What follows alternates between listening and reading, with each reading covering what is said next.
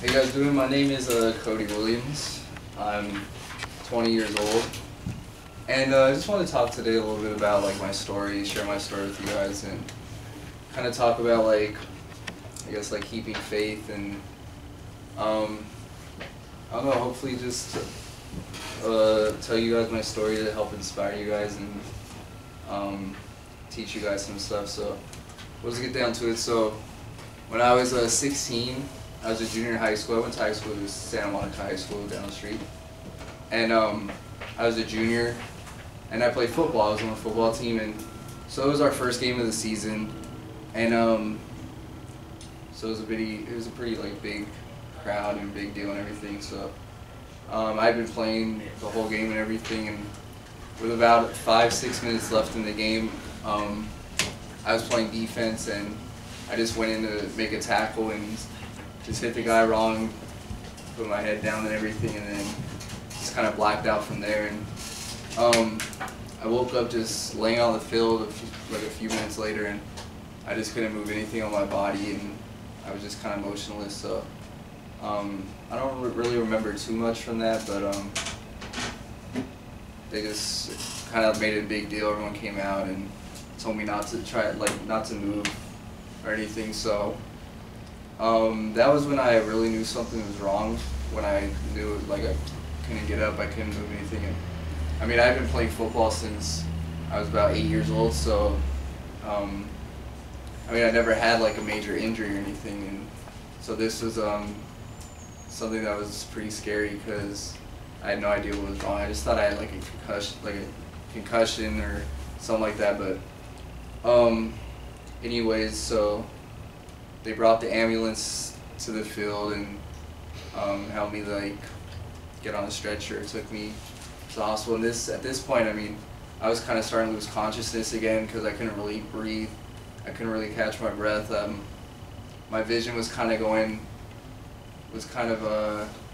away because I mean, I basically felt like I was dying in the back of the ambulance because it was I don't know, it was just a really scary experience. And everything was just kind of white. I couldn't really, like in movies, you know, when you see like guys are kind of out of it and it's all slow motion and there's like a ringing sound and stuff. That's kind of how I felt, and so it didn't really feel like real life. But it was a pretty scary situation. And so I mean, it was a Friday night and it was about 10 o'clock, and I was taken to UCLA hospital, and so they ran a bunch of tests, found out that I'd broken the C5 vertebrae in my neck.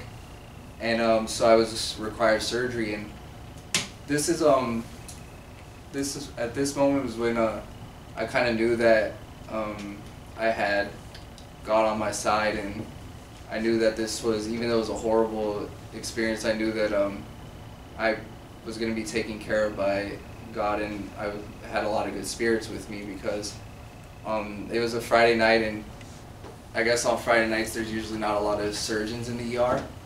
And when I got taken in there, there was one surgeon who had just finished doing about a 10-hour surgery that whole day.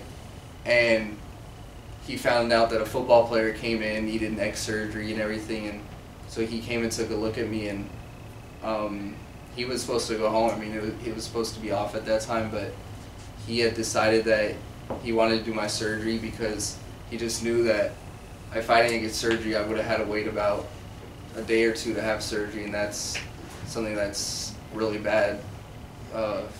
It could be a horrible experience if you have to wait a day or two for surgery. So he just said he was going to go across the street and get a hamburger and then come back and do a surgery all night on me for about 9 hours. And that was when I knew that I had some good spirits with me. And basically that's one of my, his name's Dr. Holly, and he's just someone that I consider an angel to me, one of many that I've had, because without him doing that, I would not be doing as well as I am today. So that's one of the experiences I've had with knowing that God is on my side and knowing that I have angels that have taken care of me, because he ended up doing my surgery and all night, and when I woke up, I don't really remember too much from this the first month or so, because I was in ICU and I had developed really bad pneumonia, and one of my lungs was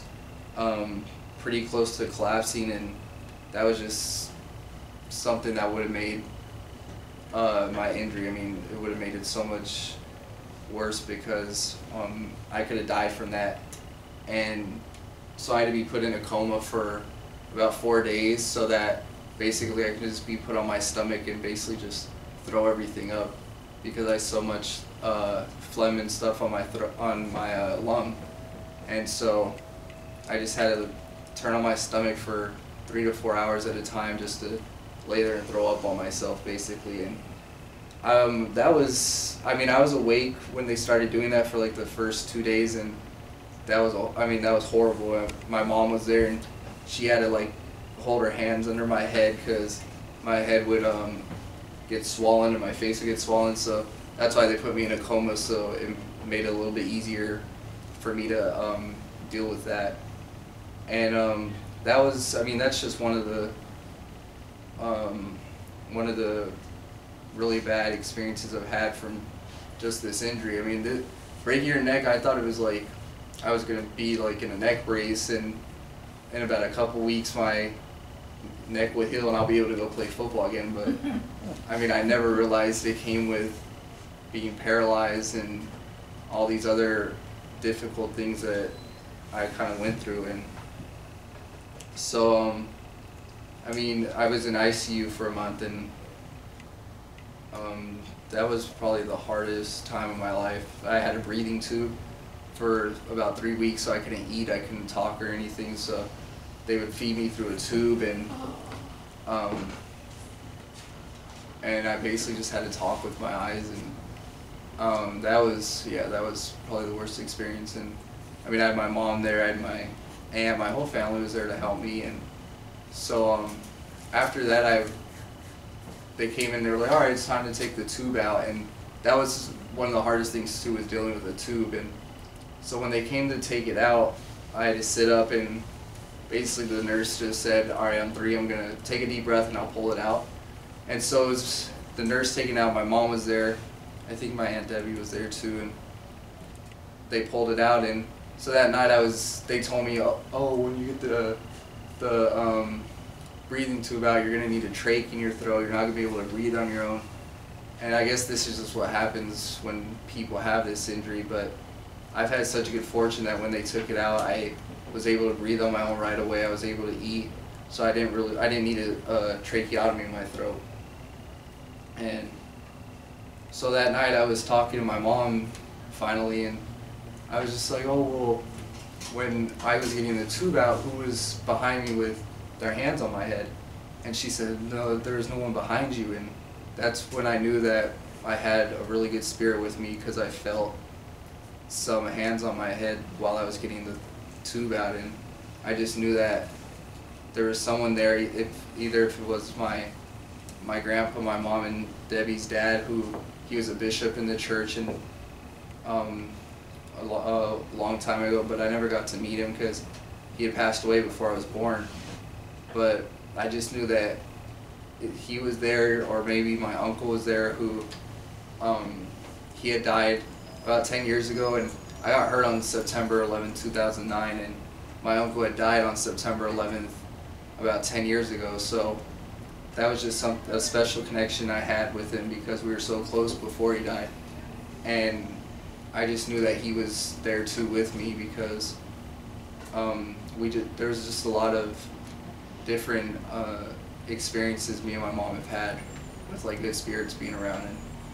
And you always see these days like movies and stuff with like bad spirits and like the devil and all this stuff, and I just wish people would show like more experiences they've had with good spirits being with them, and good spirits, like spirits helping them get through tough times. And that's what I like to do, is just share kind of the good spirits and the angels I've had with me through this experience.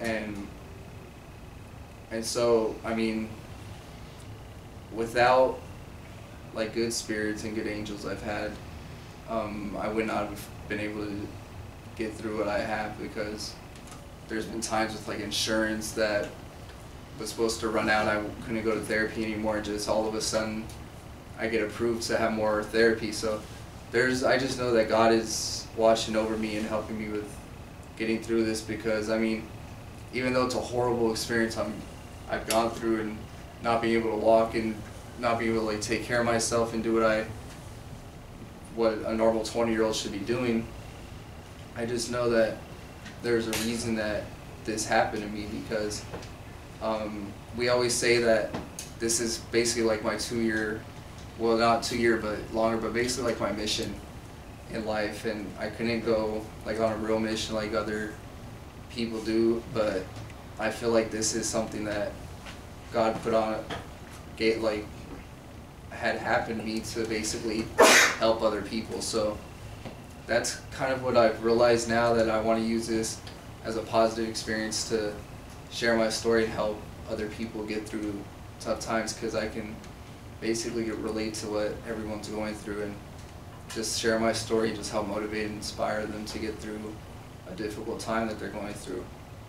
And so when I got out of ICU, I was transferred to a children's hospital, and I was there to do like rehab and stuff, and that was I mean, that was a kind of bittersweet, because they took really good care of me, but I was 16, I was like a big football player, and so there wasn't really much they could do with me in terms of like working out in therapy. And I mean, when I got hurt, I was 185 pounds, and in the month I was in ICU, I lost 40 pounds. And so I was still, I got pretty skinny, but I was still pretty tall. I was about 6 feet. So there just wasn't too much they could really do with me, because they worked with children there. But I was there for about 3-4 months till December. And so I mean, that went by really slow. That was a hard time too. And during that time was when I kind of got pretty depressed, because I couldn't play football, and Friday nights was when we had games, and that was when I would get so like the most upset, because I just knew like the team was out there playing, and I couldn't go out there. And I had a lot of like close people to me before I got hurt, and I mean, they just start kind of fading away a little bit, and it's understandable because they got to move on with their lives and stuff, and I couldn't really do much or go out or anything. But that was when I started really getting depressed, because just like friends, girlfriends, stuff like that just start kind of fading away, and you don't really have anyone but like your family and who's really there for you. So tough times like that is when you really know who's really there for you and who's going to really stick by it with you. And so I ended up getting released from the children's hospital, and I was able to go home, and it was my junior year of high school, so I couldn't go back to school yet, so I had to be homeschooled my whole year, and just basically just do therapy every day. And so I went on, and about a year later I was going to a therapy, like a rehab in Northridge out in the valley, and I just kept working. I just had one goal, to get on my feet and walk. And when I was at Children's, actually, about like 6 weeks after getting hurt, there was a doctor there, and he called me and my mom and my other uncle, and basically just told me straight up to my face, he was like, honestly, I think that you'll never walk again. And that's just like, that was just his opinion. And I mean, it was kind of sad, because I mean, I'm a 16-year-old kid who just got hurt, broke his neck 6 weeks ago, and I have the doctor telling me he'll think I never walk again. So instead of letting that just get me down and get depressed, I just kind of used it as motivation, and I just told him straight up, I was just like, well, I'm going to prove you wrong. And so every time I think about like quitting and stuff, I just have that in the back of my head, that I just want to prove him wrong. And I know there's a lot of other people out there that like haven't told me, but probably think like, oh, he's not going to get better, he's not going to do this. But those are the people that kind of motivate me to want to get better and who I want to prove wrong. And so when I was at Northridge for about the first year doing rehab, that's when I really started working hard. And I mean, I had been a football player, so I knew how hard I had to work, and I basically just took it like it was football, and just took it as I was just trying to be the best on the team and everything. And So I just worked and worked, and after about 6 months I started standing with the help of like a standing frame, and then about a year later I had braces on my legs and I started taking steps with a walker, and that's when I knew that I had so much I can accomplish and so much more that I could do. And so that was basically just my whole life, just working out, and so when I turned, that was when I was 16, turned 17, and then when I turned 18, I was still doing therapy at Northridge and stuff, and my dad, he had been in prison my whole life, but I stayed close with him, and he was really religious and stuff, and he told me when he got out he was gonna do a lot for me. He wanted to help me get better. He was gonna be like my personal trainer and stuff like that, and he's a pretty big guy, so so I was excited for that, and then finally he got out when I was 18, and he came home, and the first couple months he helped me. We worked out like every day and stuff, and that's when I started getting pretty big, and then out of nowhere he just kind of started fading away and kind of just started doing his own thing and living his own life, and that's just when I realized that not only like friends and girlfriends and stuff like that are gonna kind of like leave you and stuff when you're in a tough time. Even your own family members and your own parents could do it. And so that was another time when I kind of started getting like down and depressed again, because I just thought like no one really wanted to help me and be around me except my mom and my aunt and stuff, and just a couple people in my family. And so that kind of made my whole situation 10 times worse, because not only was I dealing with this, I was dealing with my dad, who kind of just left and kind of made it so much more harder for me. And so that's why I really believe that stuff does happen for a reason, because sometimes it takes something horrible and negative like this to happen to me to really figure out who is going to be there. And I mean, before I got hurt, I was hanging out with not really the wrong crowd, but I was just hanging out with not really the best people, and I got in trouble and stuff.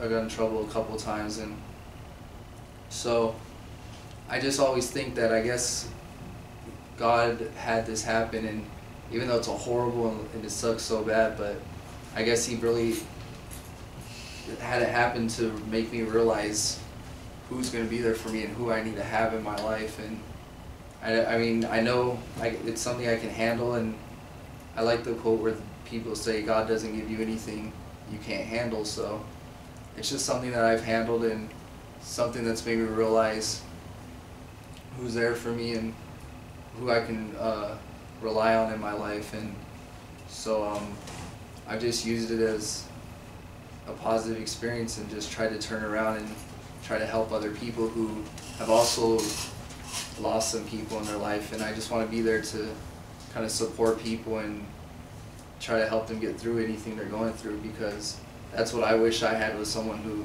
told me, oh, this is what could happen, you can get on your feet and stuff.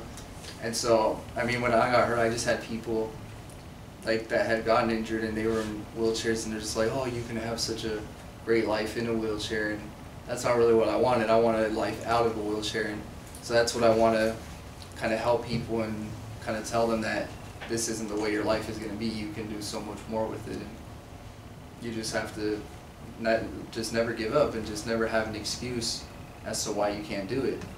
And so after that, everything happened to me. It kind of had me down for a few months, and I kind of felt like giving up, and I just didn't think I was going to get any better. But another positive thing happened to me, and I got another blessing, and I got involved with this study at UCLA that it's kind of been coming out on the news now, but it's been in Kentucky, but they have been working together, and it's basically just a study that they're doing to find like almost a cure for spinal cord injuries, and it's basically just stimulating the spinal cord and having people regain movement in their legs and in parts that like body parts that you don't have any use of, like hands and legs and stuff like that. So I got hooked up with that, and I'm actually one of the first, well, I think I am the first neck injury to be doing this, because they've been doing it on guys that have broken their backs. And so I'm basically one of the first ones to do it on with my neck. So basically they want to put a stimulator in my neck and my lower back, and hopefully that will bring back all the function in my legs and my hands, and that's the goal. And it's just another blessing I've had in my life, because it was at the moment when I felt like no one really was there for me, and I just kind of felt like giving up, and then all of a sudden this turned around and I got involved with this. And so I've been doing this for about 2 to 3 years now, and it's helped me dramatically, and I just know that there's so much more stuff that I can do. And I mean, even tonight I have to go to UCLA and stay a couple days overnight to do some stimulating, and hopefully it's the start of basically helping people all around the world with spinal cord injuries to regain a lot of movement and live independently. And I not only do it for myself, but I want to do it because it's going to help other people. And that's my main goal, is just to help inspire and motivate other people. And because everyone needs, I mean, it could apply to anyone, even people that aren't injured, but people that are going through, like parents who are having trouble, and like divorce, or a parent not being there for you. It's just not really like an excuse you really need to use for giving up and not wanting to accomplish something. And then even like if you've lost friends, you've lost a boyfriend or a girlfriend, you are trying to accomplish something, it could be anything. And that's just what I want to help people, and share my story, to tell people and share with them, and just tell them that it happens for a reason, and there's always going to be something better. Because now I have like friends who come over and we go out and stuff. I have a girlfriend who just takes me everywhere, and she's just another angel that I have in my life. And so anything that happens, something better is always going to come out of it, and that's what I believe. And people come in and out of your life for a reason, and even if it's someone that you never expect to leave your life, there's always going to be someone better to come in and help you and replace you. And that's something that I truly believe, that that there's always going to be, even though it sucks that it happens, there's always going to be people going through horrible experiences like I've gone through. And it's just it's not about like giving up and just living your life like that. It's just about how you react to it. And so now, I mean, after it's been 4 years now, and I've been doing stimulating. I'm able to walk on a treadmill with a harness. I'm able to walk with a walker and braces about 100 feet. And so it's a really slow process. It's not going to happen overnight, but if I can do it, I mean, anyone can do it. And that's just what I want to share with people, and just tell them that you never give up. I mean, never have an excuse for why you can't do something. And so yeah, I mean, that's just kind of my story, that I just know that even though this is a horrible experience I've gone through, and even though a lot of people in my position might ask like why this happened to them, and like might kind of turn their back on like God and say that there's no God because he wouldn't let me go through this or stuff like that. I just say that it happened for a reason, and maybe it's just happened because you're living the wrong life, maybe, or you just have people in your life that shouldn't be, or something. And it could be anything. And so maybe God's just trying to tell you something. And even though it's a horrible way of living and have something horrible you have to go through, there's always going to be a reason for it. And I just know that that God, He gave me this because I can handle it, but He gave it to me because I've realized that He wants me to help other people. And that's just kind of the testimony that I've had, that this could be something that you just want to look down on and just kind of live depressed or anything like that, but I chose to look at it as I want to help other people, and the study I'm doing is going to help other people, and so that's just the way I've chose to look at it and the way I've chosen to live. So I just hope that I kind of just inspired some of you guys today to kind of keep faith and just keep your faith with God, because even though you feel like something's not happening right now or it's taking a long time, something good is always going to come out of what you're doing. So I just say these things in the name of Jesus Christ. Amen. Thank you so much. We wish you the very best.